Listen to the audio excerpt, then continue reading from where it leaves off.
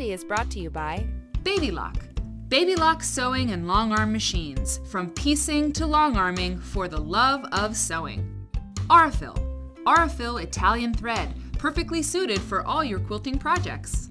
Dear Stella. A unique fabric brand with modern style. Fairfield.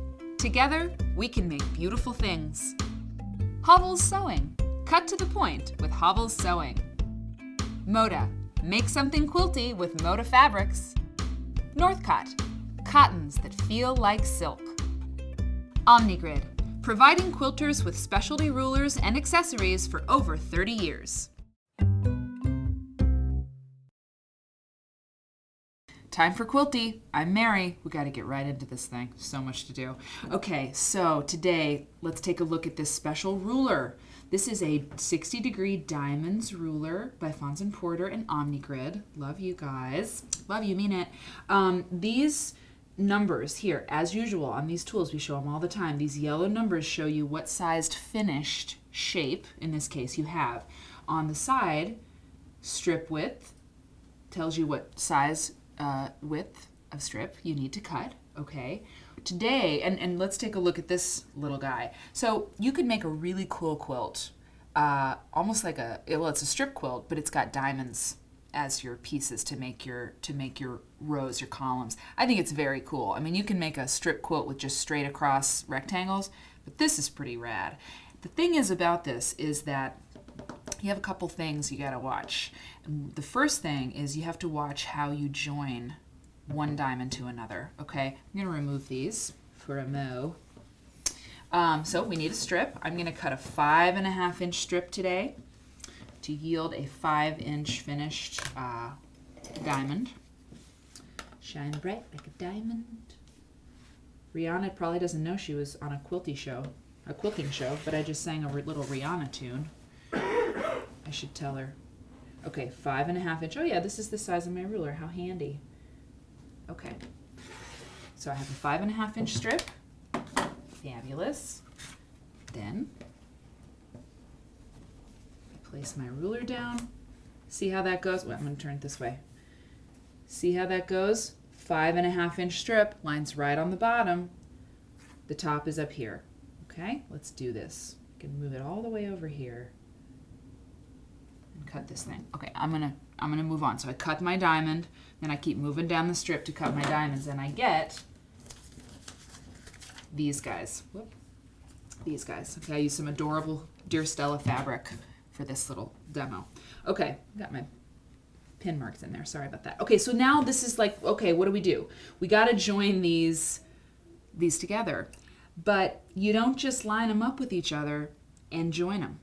You can't actually do that. It doesn't work. Let me show you what is going on, okay? If you just join, hold on. If you just match your endpoints together, that's what you get. It doesn't work. You can't do it just like that. It's crazy, but it doesn't work. And I'm sure there's a math reason why, but we don't care about that. The other way that you probably would be like, okay, well, I must have to blunt the corners of these diamonds or something. But that doesn't really work either. You know, it's not totally precise. What I have found, and I know this is unscientific, and some quilter out there is like, oh, she's not talking about the right way to do it. Well, nobody's perfect. I eyeball it. I know it's crazy, but look how nice it turned out. And I'm going to show you with these other pieces what I mean. You know, this looks the best of all of mine, and believe me, I tried a lot of different ways. Oh, so many Post-its. Okay. I told you this was kind of involved. We had to get right into it. I want to join these together.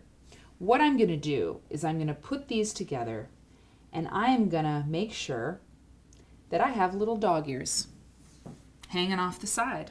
And I got to sort of eyeball that they're about the same size. And I mean, what can I tell you? Sometimes you just go with your intuition.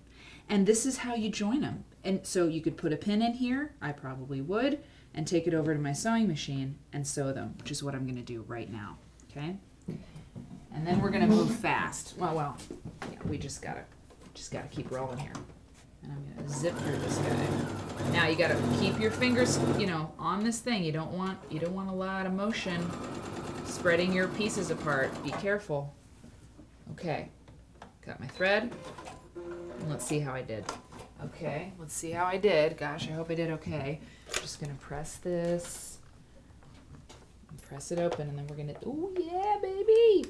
We're gonna take it over to our pink mat and show you. I'm telling you, the eyeball thing, man. Look at that.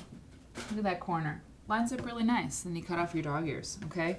So that's how you join that's the first part of this show. The second part of this show, just crazy. Okay, so you have these, you make them as long as you want, okay? But then what about this? What about this top part? Well, there's a few different ways to resolve this for the top of your quilt, because you don't want to quilt with that. I mean, you could, but I don't recommend it. So you can resolve it like this. That's a set-in. You cut one of these diamonds and you set it in. And we've done set-ins on Quilty, and you can see a lot of them on Fons and Porter. What you would do is when you trim this, so you'd do your set-in, but you still have this edge like that. So you would trim this down. I'm going to do that right now. When you trim the top of a quilt block like this for the top of your quilt, don't forget to leave a 1/4 inch, because you need seam allowance up there, okay, because you got to put your binding on and everything. So what I would do, you line up your ruler straight across, a 1/4 inch away from your edge, and then you make your cut. Whoop! Okay, that's all right, that's all right.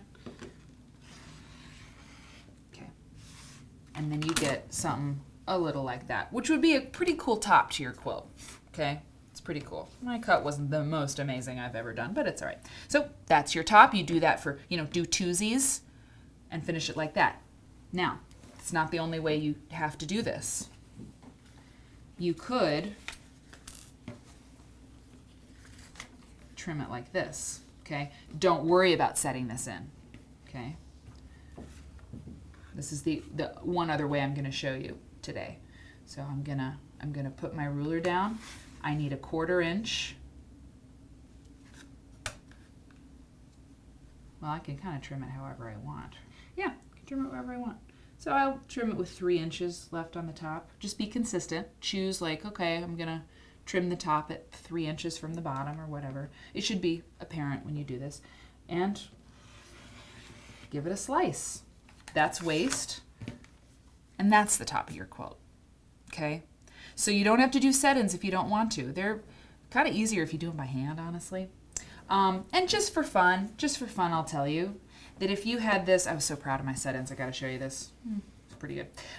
This is actually a half, if you cut this in half, it's an equilateral triangle. It's a 60-degree diamond ruler, so it'd be a 60-degree triangle. Hope you're with me. So, I mean, you could do 2 diamonds and just add this to your row, add this diamond as you sew your strips, and add the other diamond as you sew your strips. You'd have a seam down the middle when you join, but who cares? No big deal. So there's a lot of information in here. Watch it again if you want, but this diamond ruler is really great. It's really great, and you can do some really neat modern shapes with it, okay? So check out more great patterns at modernpatchwork.com, heyquilty.com, and just dive in. Try something new. Thanks. Quilty is brought to you by Baby Lock. Baby Lock sewing and long arm machines. From piecing to long arming for the love of sewing. Aurifil. Aurifil Italian thread. Perfectly suited for all your quilting projects. Dear Stella. A unique fabric brand with modern style. Fairfield. Together, we can make beautiful things. Hovels Sewing. Cut to the point with Hovels Sewing. Moda. Make something quilty with Moda fabrics. Northcott. Cottons that feel like silk. Omnigrid. Providing quilters with specialty rulers and accessories for over 30 years.